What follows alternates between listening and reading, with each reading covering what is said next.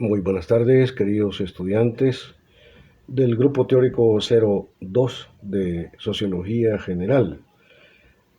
Eh, yo creo que ahora sí ya estamos en posición de poder un poco explicar cuál es el método de la sociología como ciencia crítica de los fenómenos sociales. Debo decirles que también hay sociología burguesa, hay sociología ideológica, sociología no científica que va a defender, ¿sí? La lógica del capital, va a defender el orden establecido. Pero cuando hablamos de sociología crítica de los fenómenos sociales, estamos hablando exactamente de un tipo específico de sociología, de un marco teórico, analítico de los fenómenos sociales que tiene sus raíces en el pensamiento marxista, el pensamiento de Carlos Marx y de todos los marxistas pues, que han habido a lo largo de la historia, que han intentado pues desarrollar el pensamiento de Marx. Por supuesto que Marx no lo dijo todo, ¿verdad? Sino que él sentó las bases fundamentales para que el pensamiento crítico de la sociedad pudiera desarrollarse en el futuro. En ese preciso sentido, Marx nunca fue marxista, porque él únicamente va a sentar las bases para el desarrollo del pensamiento crítico de lo que es la lógica del capital. Como ya hemos visto, suficiente, bueno, no suficientemente, pero sí hay elementos, digamos, importantes para entender que la lógica del capital es una lógica autocontradictoria, es una lógica, digamos, que está llena de negatividades, ¿sí? Y que hay contradicción por donde quiera que vos podás verla. Entonces, justamente, ¿verdad? El carácter autocontradictorio de la lógica del capital, en todo sentido, es el que, digamos, permite como fenómeno de la realidad, en el sentido de que es un factum que está ahí, ¿sí? La lógica del capital es autocontradictoria, permite, digamos, un abordaje crítico desde una perspectiva analítica materialista dialéctica. Marx utiliza digamos, el análisis dialéctico de la realidad desde una perspectiva materialista, en el sentido específico de que sin darse a la tarea, porque no le interesaba, no era lo suyo, sin darse a la tarea de si hay, digamos, fuerzas extramundanas que están presentes en la vida humana, en la vida social o en la vida en general, ¿verdad? Sin negar la presencia del ser absoluto. Marx analiza los fenómenos sociales, ¿sí? En sí y desde sí mismos. Es decir, los fenómenos de la realidad tienen que ser analizados desde la realidad misma, sin hacer intervenir, por ejemplo, la presencia o no presencia de la divinidad, por ejemplo. Sí. No es que haya una negación de parte de Marx de la divinidad. Recuerden ustedes, y esto es muy importante y lo vamos a enfatizar al final del curso, ¿verdad? Que contra todos aquellos pseudo-marxistas, porque realmente no conocen el pensamiento de Marx, que creen que Marx fue ateo, realmente Marx, Carlos Marx va a cuestionar exactamente un tipo muy específico de praxis religiosa. Marx jamás va a criticar la religión en general como fenómeno social en general, sino que la crítica de Marx a la religión es específicamente una crítica a un tipo específico y preciso de religión, de praxis religiosa, que va a ser la praxis religiosa que Marx llama la religión fetichista o la religión falsa, es decir, aquel fenómeno religioso que se me presenta como defensora y justificadora de las negatividades de la lógica del capital. Esa praxis religiosa que le plantea a los sujetos que todo cuanto ocurre es voluntad de Dios, que si sos pobre es porque Dios quiere que seas pobre, y que los ricos pues son ricos porque son benditos de Dios, y los pobres pues son pobres porque son malditos de Dios, y pues hay que conformarse, ¿verdad? Porque si te ha tocado sufrir en este mundo, pues allá está el cielo donde vas a ir a gozar, ¿verdad?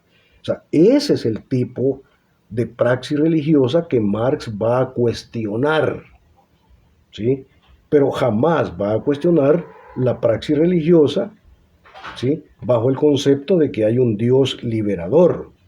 Por eso es que Enrique Dussel, gran filósofo latinoamericano, argentino, que nos dio un par de cursos cuando estudiábamos en México, va a sostener que Marx nunca fue ateo, ¿verdad?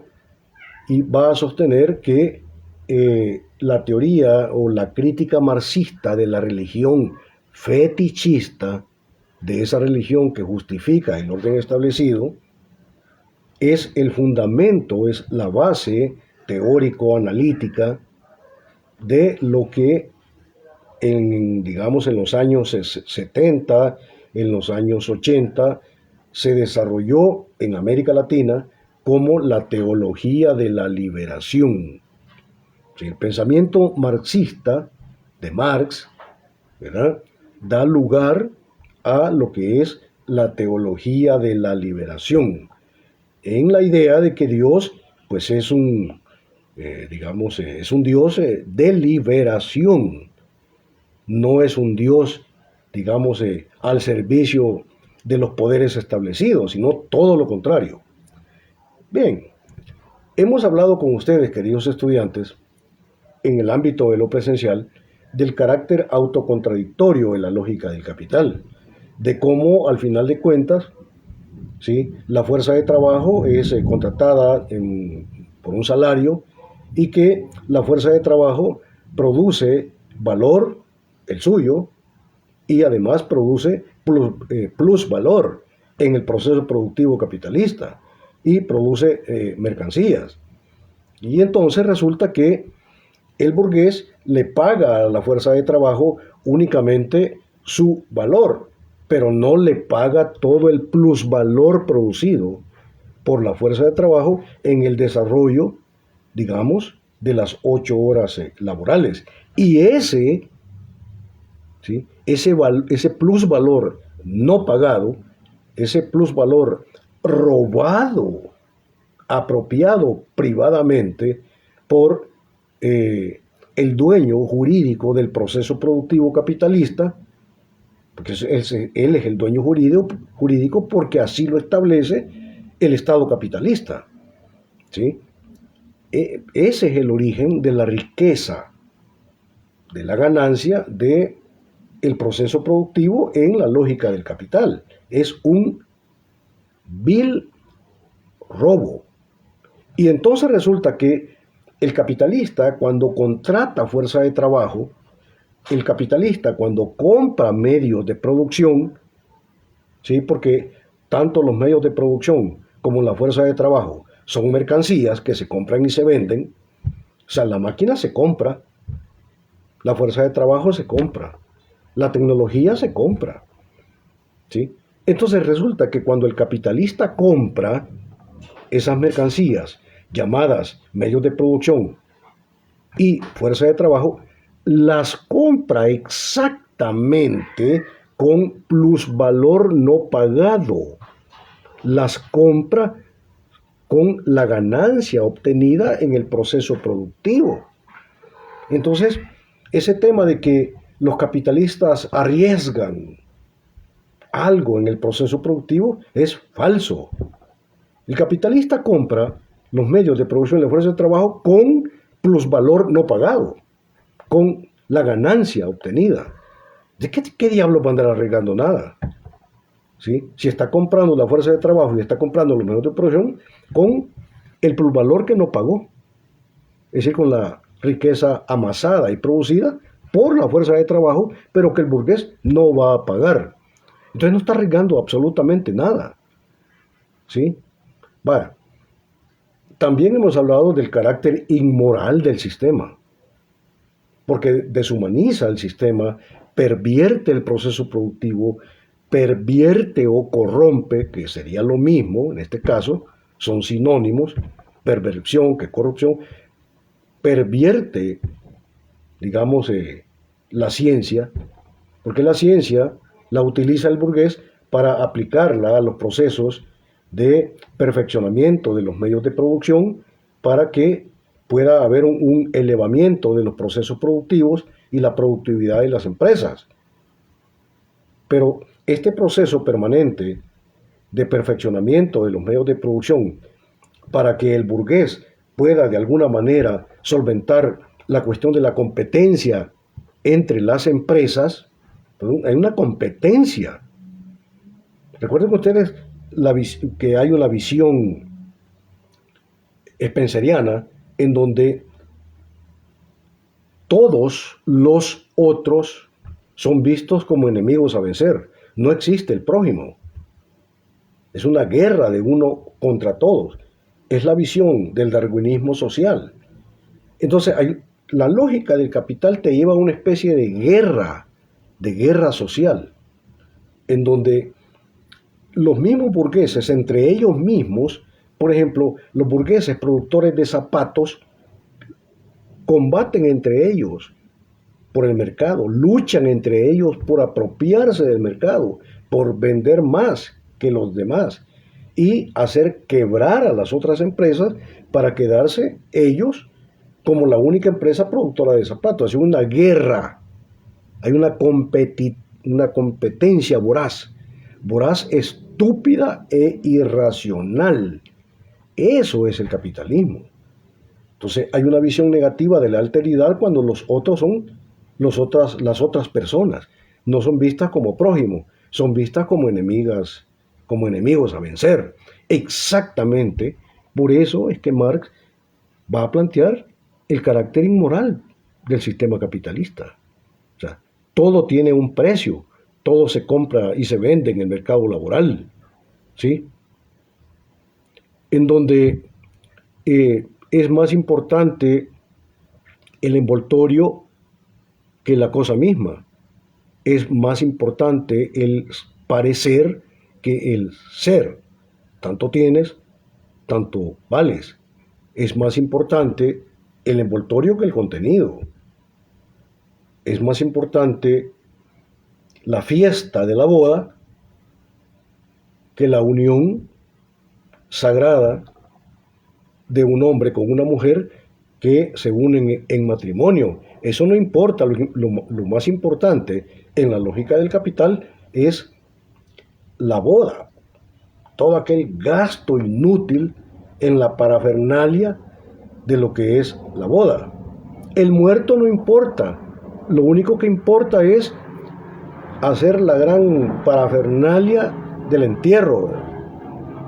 Es la cultura, o mejor dicho, voy a corregir, no es la cultura, pero sí es la anticultura del envase, del parecer. Es el parecer sobre el ser, es el dinero sobre la conciencia, del cipote que se busca de novia a la chica no porque la quiera, sino porque le sirve a sus intereses. Es la cuestión de que la muchacha se casa con el cipote por interés, porque es el hijo de don fulano y tiene medios de producción, tiene haciendas, terrenos, etcétera, etcétera. ¿Sí? Esa es la cuestión. Entonces, estimado estudiante, la lógica del capital pervierte, corrompe, ensucia las relaciones sociales, no solamente las relaciones de producción, Por supuesto que sí, las relaciones de producción, pero digamos, corrompe todo el entramado social, todo, absolutamente todo, las relaciones interpersonales están corrompidas, no son transparentes. Las personas no se casan por amor, se casan por intereses. Y por eso ves vos a cada rato las rupturas de la familia. Y ya no digamos en el ámbito de los ricos y famosos, que acaban a cada rato, rompen, se vuelven a casar, etcétera, etcétera, vuelven a romper. Es un asco colosal. Es un asco colosal, ciertamente. Sí. El muchacho cuando te dice que sí, en el fondo es no. Y la chica cuando te dice que sí, en el fondo es no. Yo pregunto, ¿por qué diablos no decimos sí cuando es sí y no cuando es no? ¿Por qué tenemos que mentir? Sí. A ver, estudiantes, les hago un reto. Manejemos digamos, esa visión de la realidad. Decir sí cuando la cuestión es sí y no cuando la cuestión es no. No engañes a la chica. Si no te gusta, pues dile que no. Elegantemente y honradamente dile que no. Señorita, nunca diga que sí cuando en su corazón dice que no. Seamos transparentes, sinceros. Les hago un reto. Y acuérdense que la revolución se construye en lo pequeño y desde lo pequeño. ¿Ya empezaron a limpiar su cuarto? ¿Ya están lavando los trastos? ¿Ya están barriendo la casa? ¿Ya reciben a su papá y a su mamá, aunque sea con un cafecito? ¿Ya están haciendo la revolución en el hogar? Yo creería que no, porque no le dan importancia, porque no es importante. Entonces, ¿qué es importante para usted? Bien, hay suficientes elementos para hablar de las negatividades del sistema capitalista. Por tanto, el sistema capitalista es autocontradictorio. Y entonces, el abordaje científico desde la sociología crítica necesariamente tiene que ser un abordaje marxista-leninista, ¿sí? Si quiere ser un abordaje crítico. Pero la dialéctica, y en este caso, la dialéctica como método utilizado por Marx, que es la dialéctica materialista, ¿verdad?, sin negar la presencia de la dimensión trascendental, tiene sus leyes, tiene sus movimientos y tiene sus estructuras. Las leyes de la dialéctica usted las debe conocer perfectamente. La primera ley de la dialéctica es la unidad y lucha de contrarios. La segunda ley es la ley de la negación de la negación. Y la tercera ley de la dialéctica es la ley del paso de la cantidad a la calidad y viceversa. Son tres leyes de la dialéctica. La primera ley de la dialéctica está presente en el proceso productivo capitalista, en las relaciones que hay, de hecho, entre los intereses de la clase capitalista y los intereses de la clase trabajadora, ¿sí? Ahí hay unidad y lucha de contrarios. Esa era una de las preguntas que yo tenía para ustedes, pero por este relajo de la presencialidad, semipresencialidad, no sé qué, nunca les pude preguntar de forma directa. Pero las relaciones que hay entre el burgués y la clase trabajadora son relaciones de unidad y de contradicción. Primero veamos por qué hay relaciones de unidad. Recuerden que la primera ley de la dialéctica es la unidad y la lucha de contrarios. Entonces, ¿cómo está presente esa primera ley de la dialéctica en las relaciones del burgués con la fuerza de trabajo en el proceso productivo? Y no solamente en el proceso productivo, sino en la vida social en general. En la vida social en general. Pero por supuesto que es más claro verla en el proceso productivo.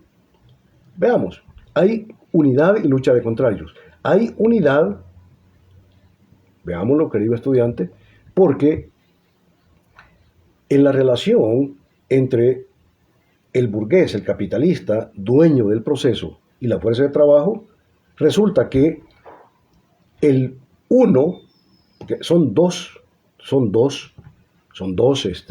sujetos sociales que están presentes ahí, la fuerza de trabajo y el burgués, en ese proceso. Entonces, hay unidad porque resulta que el uno es condición de posibilidad del otro. El uno solo es posible y real a partir de la presencia del otro. Es decir, el capitalista solo es capitalista en la presencia de la fuerza de trabajo asalariada. O sea, es la presencia de la fuerza de trabajo asalariada la que juega como condición de posibilidad de que pueda haber un burgués, un capitalista. Si no hay fuerza de trabajo asalariada, tampoco pudiera haber burgués o capitalista. Entonces, hay unidad porque el uno es condición de posibilidad de la realidad del otro. Ambos se necesitan mutuamente para ser lo que son. El burgués, para ser burgués, necesita de la presencia de la fuerza de trabajo asalariada y viceversa. La fuerza de trabajo asalariada solamente es lo que es decir, mercancía, fuerza de trabajo asalariada, explotado, alienado, dominado, en la presencia del burgués. Entonces hay unidad porque entre ellos hay digamos, una relación, o permítame precisar, hay una correlación necesitante. El uno, para hacer lo que es, necesita de la presencia del otro y viceversa. Entonces hay, en ese sentido, hay unidad. Pero también hay lucha de contrarios porque los intereses de uno son exactamente antagónicos con los intereses del otro. Estamos hablando de una contradicción antagónica. ¿Qué significa? Antagónico. Significa que es una contradicción donde no puede haber conciliación. Es una contradicción donde no puede haber, digamos, conciliación.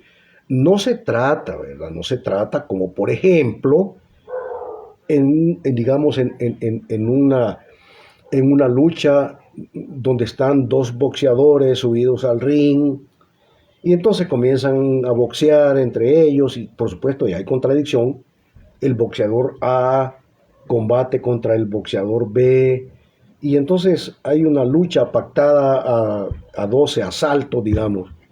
Pero al final de los 12 asaltos, al final de la contradicción, pues puede haber unidad, ¿verdad? Terminan abrazándose, el uno felicita al otro y viceversa. O sea, esa no es una contradicción antagónica, porque puede haber conciliación. La contradicción que hay entre la fuerza de trabajo y la clase capitalista no admite conciliación. No hay conciliación. ¿Sí? Es como la canción aquella vieja de José José, ¿verdad? O tú o yo. ¿Sí? Y es que la vida es así. O tú o yo. No puede haber un nosotros. Claro, pero yo estoy hablando de la lógica del capital.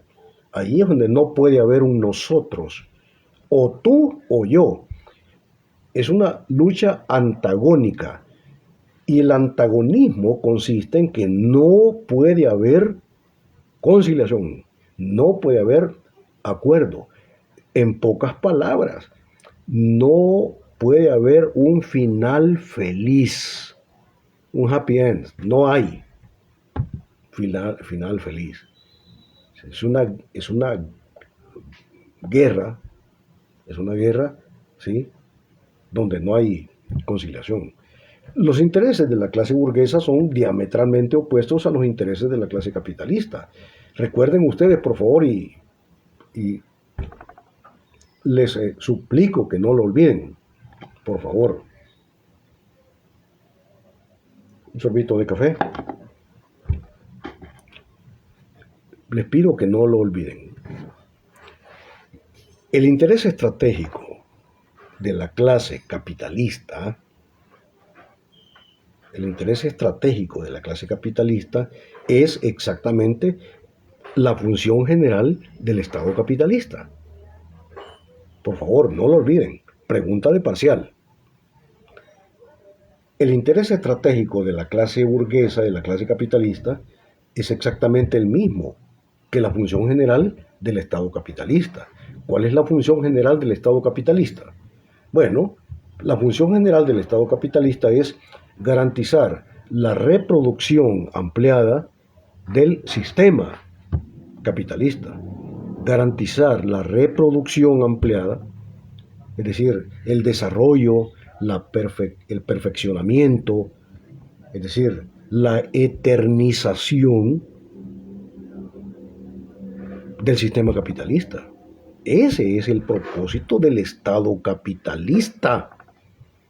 No tiene nada que ver con la cuestión de la democracia, con velar por el bien común. El Estado, y escúcheme bien, querido estudiante, no me vaya usted a salir con una cuestión de estas, porque probablemente va a fracasar en sociología general. Por favor, no lo haga, se lo advierto. El Estado capitalista no es una especie de árbitro, como en un partido de fútbol, que hay un árbitro.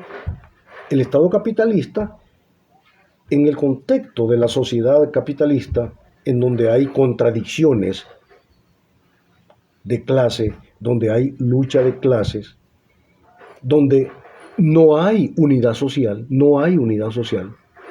no existe, eso es paja, no existe. El Estado capitalista no es una especie de árbitro. El Estado no es un árbitro que está ahí para velar, digamos, en una forma neutral, sin hacerle lado a uno y sin hacerle lado al otro, por velar en el conflicto, como ocurre, digamos, en un partido de fútbol, en donde se supone, por lo menos en teoría, allá usted si lo cree, de que el árbitro tiene como tarea sencillamente la de velar el cumplimiento de las reglas y que no le hace lado ni al equipo A ni le hace lado al equipo B. Es la teoría del Estado como un árbitro neutral. No, señor. El Estado es más bien un árbitro vendido. Es un árbitro que ya está pagado y que va a trabajar para la clase dominante. Y entonces, lo mismo que se da en los procesos de fútbol, bueno, por cierto que ya viene el Mundial, donde todo está ya, prácticamente todo está ya pisteado, vendido, ya. O sea, usted y yo somos los únicos que no sabemos, ¿verdad? Pero es un negocio, señor. Entonces, estamos en el mismo ejemplo, en una situación en donde el negocio del fútbol, es justamente eso, un negocio, todo está vendido. Hay amaño, ¿sí? Solamente usted y yo, frente al televisor, viendo el partido de fútbol, estamos ahí, digamos, en capilla ardiente, que no sabemos si va a ganar el equipo A o el equipo B. No, pero eso ya está vendido. Solo usted y yo no sabemos, pero ya está vendido. El Estado capitalista no es un árbitro neutral. El Estado capitalista ya está vendido. Y por eso la función general del Estado es la de garantizar la reproducción ampliada del sistema. Y entonces, la clase capitalista tiene como propósito estratégico, como objetivo estratégico, exactamente lo mismo, garantizar la reproducción ampliada del sistema. ¿Pero por qué? Pues sencillo, no se necesita tener un doctorado para saberlo. Pues porque la lógica del capital es un sistema social que funciona y tiene una finalidad, tiene un telos, un para qué y un para quiénes que favorece a los intereses de la clase dominante. Es decir, en la lógica del capital, la clase capitalista se siente a gusto. Es un sistema social para ellos, para la salvaguarda de sus intereses. Por eso el capitalismo es un mundo en el cual los procesos productivos producen un mundo de riqueza, donde no es que no hayan cosas, claro que hay cosas. Hay suficiente alimento, suficiente medicina, suficiente vivienda, frente a un mundo de pobreza, de una masa globalizada de pobres que no tienen acceso a la medicina, no tienen acceso al alimento, no tienen acceso a la vivienda. Entonces, la lógica del capital produce un mundo de riqueza versus o contra un mundo de pobreza. Estando las cosas ahí, estando las cosas ahí, ahí están. ¿Sí? Los zapatos que tú necesitas, la ropa que tú necesitas, la vivienda que tu familia necesita para dejar de andar alquilando, ahí está. Ahí están los zapatos. Anda a Metrocentro y vas a ver los almacenes taqueados de zapatos, de lo que tú necesitas. Ahora, dime, en términos reales y prácticos, ¿por qué no te metes al Simán y agarras los zapatos que necesitas y te vas tranquilamente? ¿Por qué no lo haces? Ah, porque eso es ilegal. Te va a agarrar la policía y te van a meter preso, porque es ilegal. ¿Y quién determina que eso es ilegal? ¿Y quién establece, qué estructura social establece que si tú necesitas tomar la ropa que necesitas, si tú necesitas tomar de los almacenes donde está ahí taqueado, si tú necesitas el alimento, la medicina, ¿quién establece que tienes que hacerlo a través de la compra? ¿Quién establece que para comprar necesites dinero y que para tener dinero necesitas tener trabajo para tener un salario? ¿Quién? El Estado. El Estado. Entonces el Estado es el que establece, claro, en favor de la clase burguesa, el así se hacen las cosas y el así se deben hacer las cosas. Es el Estado. Es lo que yo quiero y me trato de esforzarme por darme a conocer, es que hay una correlación, ¿sí?, dialéctica entre el proceso productivo capitalista y el Estado capitalista. El Estado capitalista es la superestructura donde están las relaciones de poder, donde está el ámbito de lo jurídico, el campo de lo legal, el campo de lo cultural, el campo de lo educativo. Es desde el Estado que se establece, y desde la Constitución salvadoreña, por ejemplo, la salvaguarda de la propiedad privada. Claro, la cuestión de la propiedad privada les conviene a los ricos, pero no a los pobres. Si los pobres ya son pobres, ¿y qué diablo tienen que perder? Nada. ¿Pero por qué no tienen? Porque no tienen nada. una correlación. O sea, el Estado está correlacionado con los procesos de producción de capital. ¿Sí? Hacen posible los procesos de producción de capital. Bueno, entonces, hemos hablado suficientemente del carácter autocontradictorio de la lógica del capital, de las negatividades del capital, de cómo está correlacionado el Estado capitalista con el proceso de producción capitalista. Y entonces,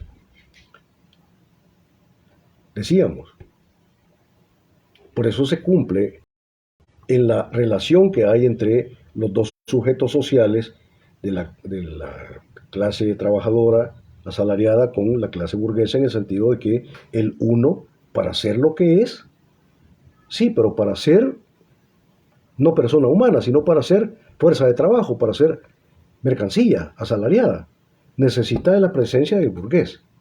Y el burgués, para ser burgués, necesita de la presencia de la fuerza de trabajo asalariada. Entonces hay unidad, pero hay lucha de contrarios porque, digamos, el objetivo estratégico de la clase dominante, de la clase capitalista, es garantizar la reproducción ampliada del sistema, pero la clase trabajadora tiene otra, digamos, otro objetivo estratégico, que es el de destruir el Estado capitalista. Escuchen, no se trata de modificarlo, no se trata de democratizarlo, no se trata de embellecerlo, o sea, no se trata de maquillar al monstruo, se trata de destruirlo a través de la guerra revolucionaria. Ni modo. Por eso todas las revoluciones de la clase trabajadora necesariamente son ilegales. Necesariamente son ilegales. Entonces, el objetivo estratégico de la clase trabajadora es destruir el Estado capitalista y construir la dictadura del proletariado. Un estudiante Vázquez, de apellido Vázquez, me preguntaba, bueno, bueno, y entonces, ¿cómo es esa cosa de que hay que destruir el Estado capitalista y hacia dónde vamos entonces? Como si hubiera una especie de salto al vacío. No es así, estimado estudiante. La dictadura del proletariado,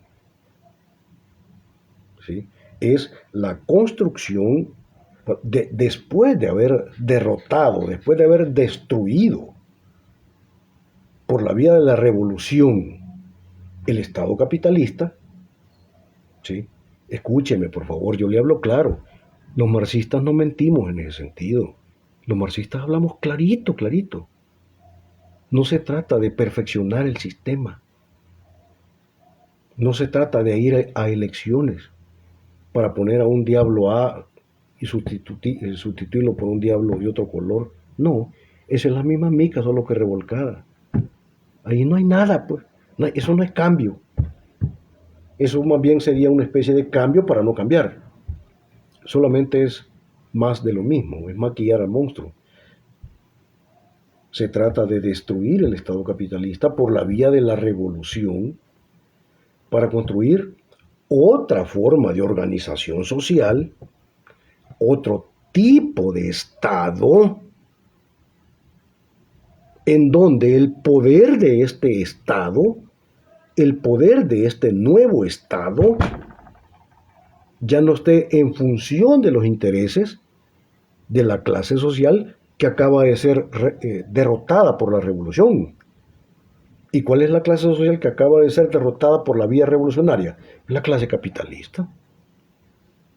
Entonces hay que crear un nuevo Estado, solo que este nuevo Estado sería la organización social del poder, escuche bien, del poder de la clase trabajadora para imponer sus intereses de clase trabajadora al conjunto de la sociedad.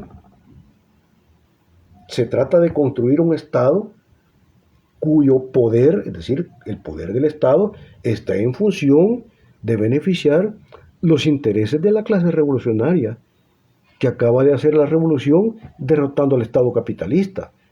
Pero como en esos procesos siempre quedan ahí dos, que tres, cuatro capitalistas pataleando todavía que siguen protestando, que no sé qué, que no sé cuándo, que los derechos humanos, que no sé qué.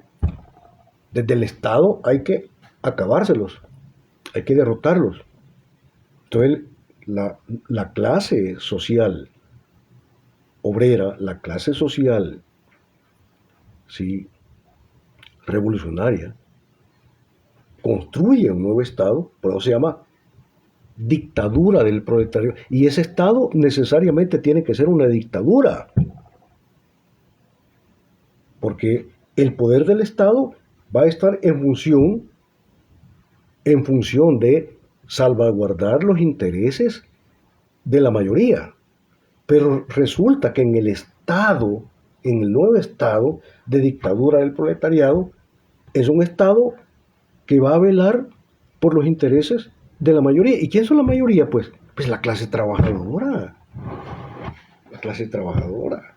Entonces, exactamente, debemos ir entendiendo que el único tipo de Estado que puede realmente ser democrático, si democracia es el poder del pueblo, si democracia es el poder de la mayoría, entonces eso significa que el único tipo de Estado que puede ser realmente democrático como poder de la mayoría es la dictadura del proletariado.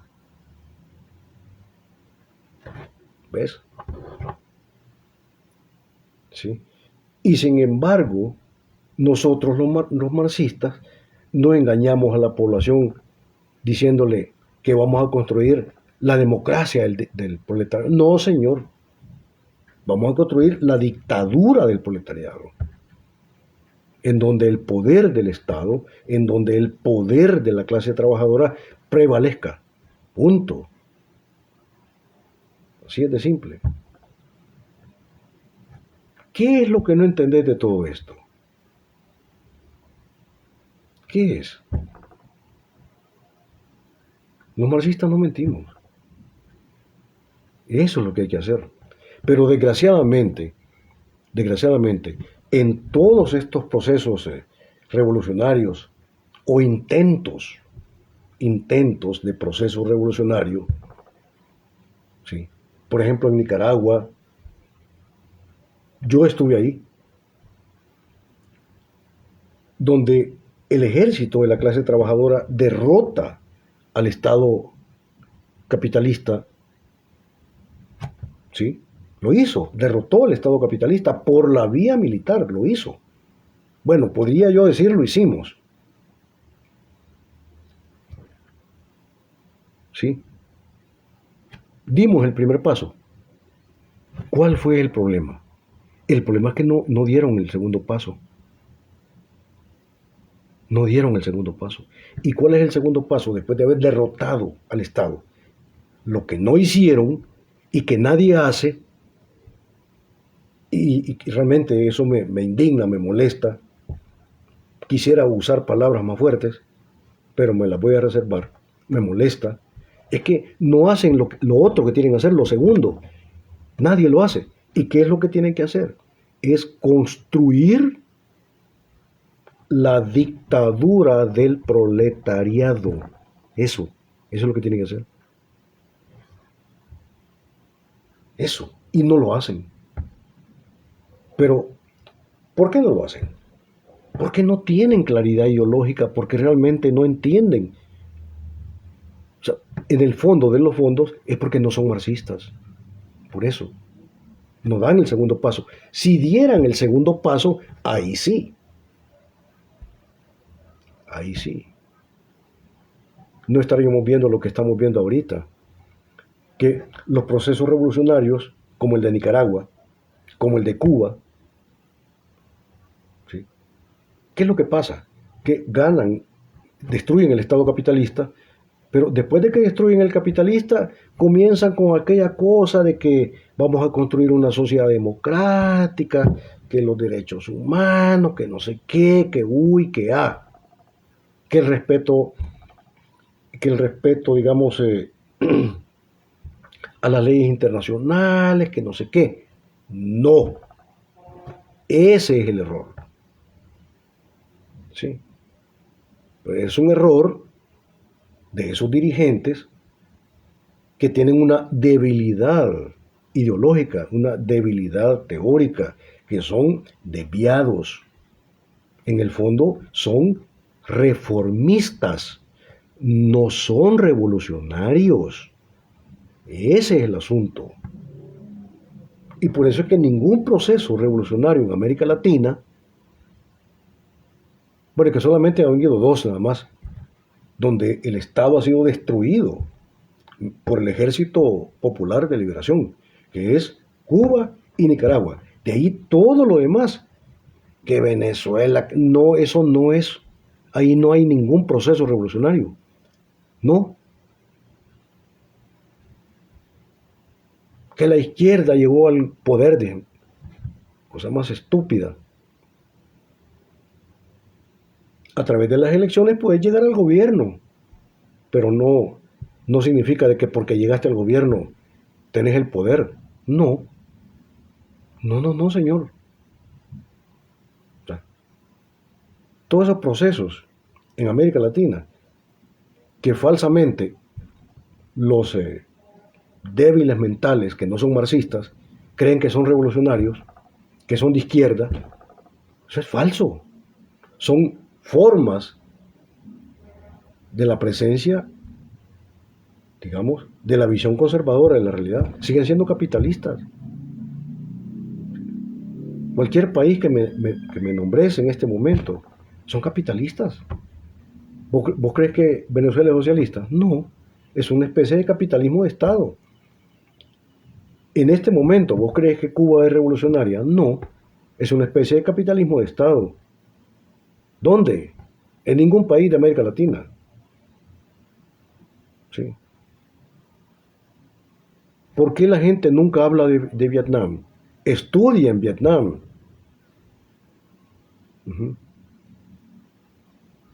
Me hablan de la Unión Soviética. La Unión Soviética fue traicionada. Fue traicionada. El trabajo que desarrolló la Central de Inteligencia Americana fue tan brillante, tan bien hecho, que terminó carcomiendo el proyecto revolucionario soviético. ¿Sí? Y desde adentro fue minada la revolución. Gorbachev es un traidor. Y todos los que vienen detrás de los que estuvieron detrás de Gorbachev fueron traidores, flojos, inútiles. ¿Y vos crees que el FMLN es revolucionario? No, nunca lo fue. Nunca. Desde su constitución, en el 80, 1980, no eran revolucionarios. Desde entonces ya eran reformistas. El único comandante que siempre fue revolucionario fue Salvador Cayetano Carpio, el comandante marcial. Y como les estorbaba para su proyecto reformista, por eso lo mataron en 1983. Por eso. Bueno, la ley de la negación de la negación entre la burguesía y la clase trabajadora. Hay unidad, pero hay lucha de contrarios porque tienen proyectos históricos contrarios. Entonces, ¿sí? Ahí está la unidad y lucha de contrarios. ¿Sí? Decía yo que la dialéctica tiene leyes, que ya las mencioné, y también tiene estructuras. Las estructuras de la dialéctica son que la dialéctica implica necesariamente la presencia de una tesis, una antitesis o antítesis y una síntesis. Así, tesis, antítesis y síntesis. Espero que se vea, por lo menos. Y repito, las estructuras de la dialéctica son tesis, antítesis y síntesis. ¿Qué significa la tesis? La tesis es lo que hay, lo que está dado, es lo real siendo aquí y ahora, es lo que hay, la realidad que está ahí. Esa es la tesis. Y entonces, ¿cuál es la realidad que está ahí? ¿Cuál es la realidad de El Salvador? ¿Qué es lo que hay en El Salvador? Pues lo que hay en El Salvador es el capitalismo. Pues esa es la tesis. Eso es lo que hay. Lo que hay en El Salvador, aquí y ahora, pues es la lógica del capital, son las relaciones sociales capitalistas, son las relaciones de producción capitalistas, es el Estado capitalista, es la anticultura capitalista. Eso es lo que hay, eso es la tesis. La antítesis son las relaciones de contradicción que se dan en el orden de lo real dado, en el orden de la tesis. ¿Sí? En la tesis hay contradicción y del carácter autocontradictorio del sistema ya hemos hablado. Ya hemos hablado también de las negatividades inherentes a la lógica del capital. Cuando yo hablo de la lógica del capital, me refiero a la funcionalidad del sistema capitalista, al sentido del sistema capitalista, a los propósitos del sistema capitalista, a los antivalores del sistema capitalista. ¿Sí? Entonces, el sistema capitalista es la tesis, es lo que hay, y el carácter autocontradictorio del sistema, pues es la antítesis. Porque muestra el carácter autocontradictorio o las contradicciones, ¿sí?, del sistema social vigente, del sistema social dado. Pero esto es sumamente importante. Dentro de la antítesis, está presente también, digamos, la clase social revolucionaria que va a realizar la negación de las negatividades del sistema. El sistema tiene negatividades. Es un sistema alienante, explotador, inmoral, señor, inmoral, antiético. Es un sistema corrupto. Eso es lo que es. Pero dentro de ese sistema se construye, como parte del sistema, el sujeto social revolucionario que va a realizar la negación de la negación, o sea, la negación de las negatividades del sistema. Ya sabemos perfectamente que esa clase social que estructuralmente está obligada, es que no es cosa de que si quiere o no quiere, eso no importa, no es cosa de que si entiende o no entiende, no importa, está obligada, científicamente está obligada a hacerlo, a realizar la negación de la negación, de las negatividades del sistema, porque si no lo hace, va a perecer. Si no lo hace, va a eternizar ese su existir sufriente, ese su existir inhumano, ese su existir de sufrimiento y dolor, esa pobreza, ese desempleo. Entonces tiene que reventar las cadenas de su explotación, necesariamente está obligado a hacerlo. Y puede tardar siglos, puede tardar centurias, pero al final lo va a hacer, porque no puede no hacerlo, porque si no lo hace, va a perecer como clase. Entonces, dentro de la lógica del capital, dentro del sistema capitalista, se construye el sujeto social revolucionario que va a revolucionar el sistema. Escuchen, no hablo yo que no digo yo que va a modificar el sistema. No digo yo que va a ir a votar. Es que no se trata de ir a votar. Con ir a votar no cambias absolutamente nada. Nada. No solo no cambias nada, sino que además de que no cambias nada, fortaleces el sistema. Legitimás el sistema. Lo afianzás. Le das más vida. Es como que le metieras suero al sistema para que se haga más cholo, más, para que tenga más vida. Eso es lo que haces. Uh-huh. ¿Te das cuenta? Entonces, tesis es el sistema, antítesis es la negación de las negatividades del sistema o la superación de las contradicciones del sistema, que solo lo puede desarrollar, solo lo puede realizar la clase trabajadora. Sí, pero la clase trabajadora con conciencia de clase. Sí, pero la clase trabajadora con una visión marxista, leninista de los procesos sociales. Sí, pero la clase trabajadora con una visión crítica de la sociedad. Pero los trabajadores por sí mismos no pueden desarrollar por sí mismos esa visión crítica de la realidad, esa visión científica de la realidad. Ese, estimado estudiante, es el trabajo de los intelectuales.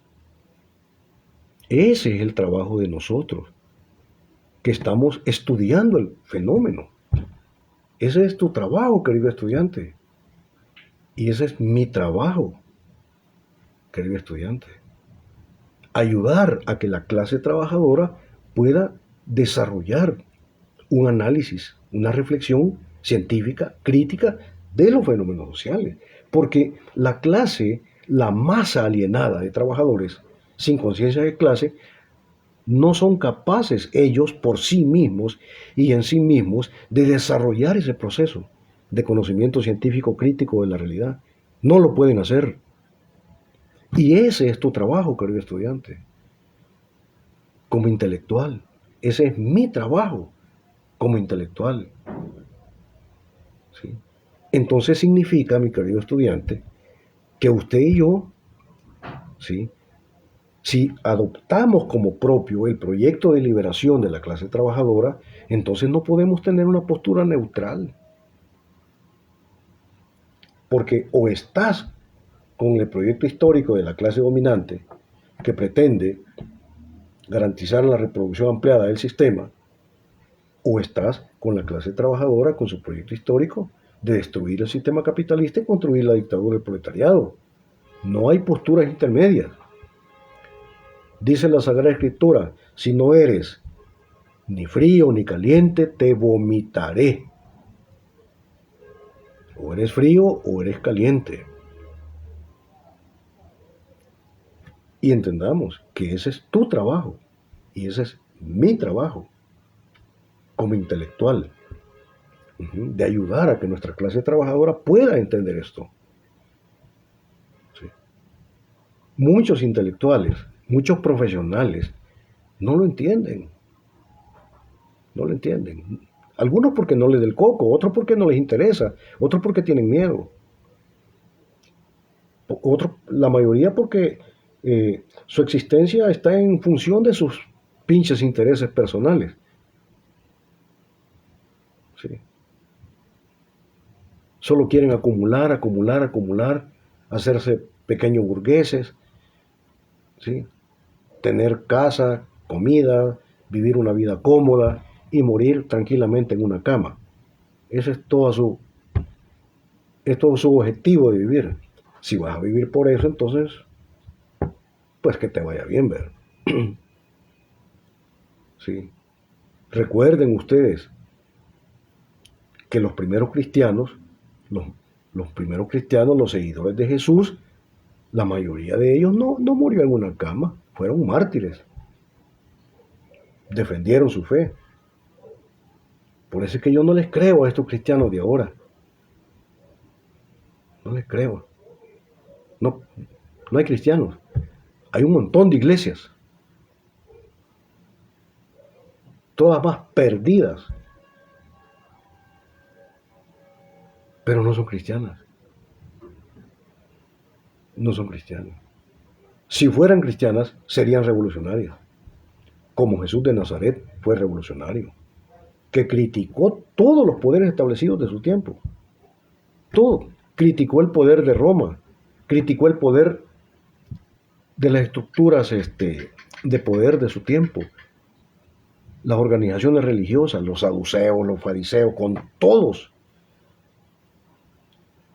Sacó,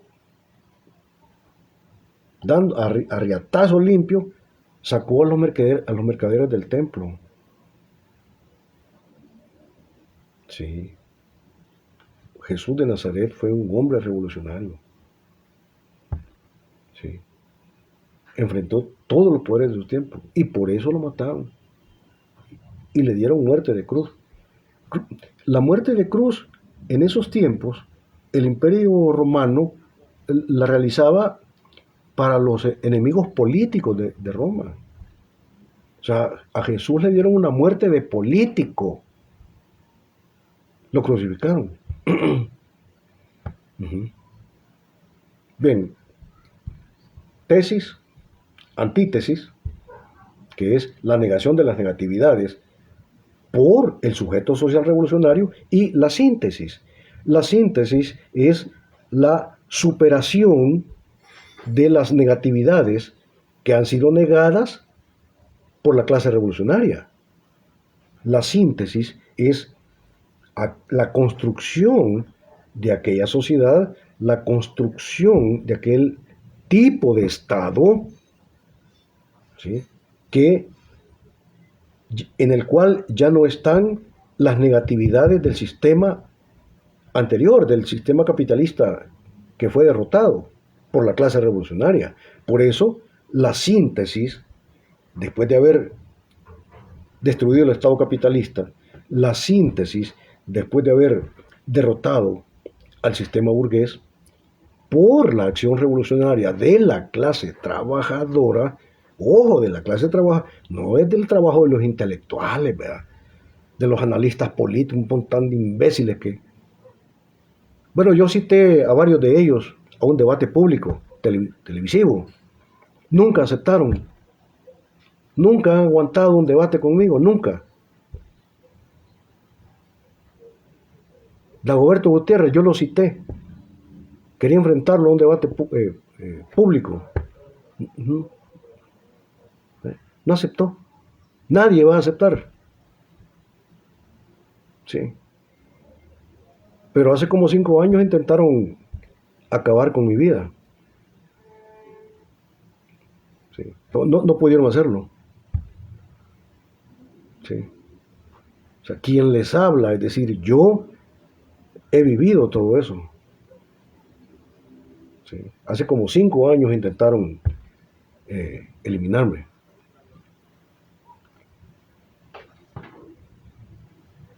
Sí. Pero no pudieron. ¿Por qué no pudieron? Porque yo tampoco nací ayer. Porque yo también soy un hombre de la guerra. Que tengo inteligencia y contrainteligencia. Ahora, ¿quiénes intentaron eliminarme?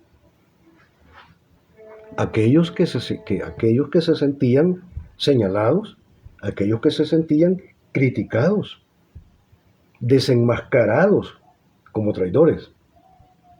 Ellos. Querido estudiante, lo que yo hago casi nadie lo hace. De decir las cosas como son, con claridad, con nombres y apellidos. Pero esa es la verdad, es mi compromiso como filósofo con la verdad. No voy a mentirles. Ya se los dije. ¿Para qué vas a participar en los procesos electorales? ¿Sí? Solo vas a afianzar el sistema. ¿De acuerdo? La libertad de cátedra universitaria, que está consagrada en la ley orgánica del Salvador, me permite decirles esto. ¿Sí? Tengo libertad de cátedra. Bien, entonces, volviendo, paso atrás, la síntesis es la superación de de las negatividades del sistema anterior. Y ese exactamente es, en este caso, la dictadura del proletariado. Tesis, el sistema vigente, aquí y ahora, el capitalismo. Antítesis es la negación de las negatividades del sistema a través de la lucha revolucionaria de la clase revolucionaria, que es la clase trabajadora con conciencia de clase. Pues si no tiene conciencia de clase, ni siquiera es clase revolucionaria. Es solamente una masa alienada de trabajadores, ¿verdad?, que le hacen el juego al sistema. Son una masa de alienados. Y luego, síntesis, la construcción de una sociedad con un tipo de Estado que es la dictadura del proletariado. Ahora, quiero decirles, he hablado, y con esto voy a cerrar la sesión del día de hoy, y esto es muy importante, es una categoría científica que debe usted manejar. Ya no permita, ya no se permita a usted mismo continuar hablando como habla la gente que no va a la universidad. Usted maneje las categorías, maneje los conceptos, ¿sí?, maneje los enfoques. Cuando digo maneje, lo primero que tiene que hacer es memorizarlos. Porque ¿cómo vas a manejar algo que vos ni siquiera podés decir? Algo que vos ni siquiera podés verbalizar. ¿Sí? Tiene que memorizar los conceptos. He hablado del tipo de Estado. Tipo de Estado. No es necesario que se lo escriba aquí, se lo ponga tipo de Estado. Ahora bien, ¿qué es aquello que determina o que establece el tipo de Estado?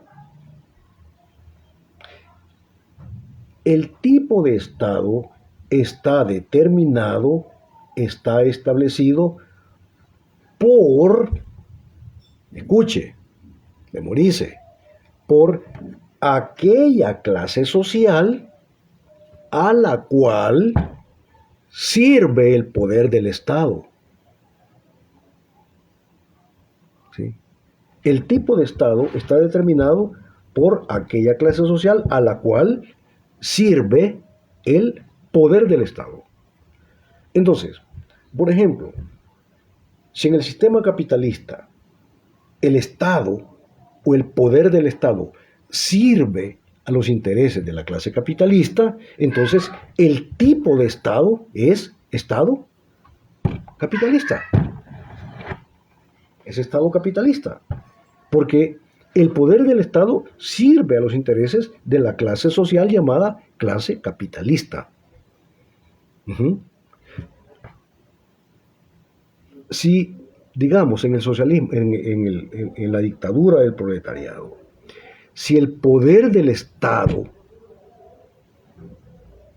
en la dictadura del proletariado, si el poder del Estado, de la dictadura del proletariado, sirve a los intereses de la clase trabajadora, sirve a los intereses de la clase obrera, entonces el tipo de Estado es el Estado obrero o el Estado de la clase trabajadora. El tipo de Estado está determinado en función de qué clase social está orientado el poder del Estado.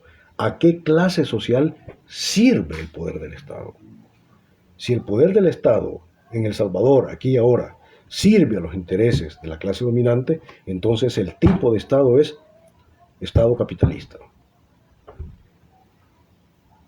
Espero haberme dado a entender, espero haber sido muy claro, espero que estudie, o que estudie, como dice la niña, la vecina, estudie, haga la revolución,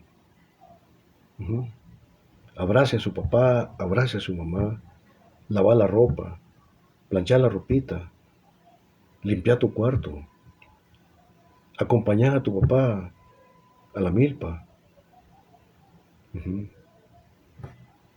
Hagamos la revolución en lo pequeño. Seamos mejores seres humanos en nuestra relación de los unos con los otros. Trata de ser sincero, decir sí cuando sí y no cuando no. No le mintas a tu novia. Si no la querés, decirle que no la querés, punto. Ya encontrarás la manera de decírselo. Señorita, compañera, querida estudiante, no engañe al muchacho, no le mienta. Dígale si no le gusta, si no lo quiere, dígaselo en una forma elegante, pero dígaselo, no lo engañe. Muchacho, viceversa. Seamos sí cuando es sí y no cuando no es no. Empecemos haciendo la revolución por ahí. ¿Sí? ¿De acuerdo? Porque ¿cómo vas a ser cristiano si no haces eso? Aunque vayas a misa, aunque vayas al culto, cantes coritos o lo que sea, o te degañites leyendo la Biblia. Pero si no eres auténtico, si no honras a tu padre, honras a tu madre, si estás esperando que en la casa te den todo, te lo hagan, que tu mamá te sirva la comidita en la mesa, no, hombre, hace la voz, lava tu ropa. Si te gusta andar con ropa planchada, pues planchala. Pues yo no tengo ese problema porque yo soy un hombre que no se fija mucho en ese tipo de vanidades. Puedo pasar con los mismos zapatos toda la vida, el mismo pantalón. No, son cosas en las cuales yo no me fijo. ¿Sí? Hagamos la revolución en lo pequeño. ¿Sí? Por ahí vamos a empezar. Un buen estudiante de sociología tiene que hacer la diferencia, tiene que sentirse. Cada vez que vos entres en una relación social, y tiene que sentirse. No, es que este tipo es diferente, ¿verdad? Este tipo es especial, ¿verdad? Esta muchacha es especial, ¿verdad? Muchacho, ya deje de ser el loco, ¿verdad? Que a todas les dice que sí, quiere andar con 10 al mismo tiempo. Señorita, ya no se comporta como una loquita, ¿verdad? Respétese a usted misma, ¿sí? Pasen ustedes un maravilloso día. Nos vemos el día martes por la tarde.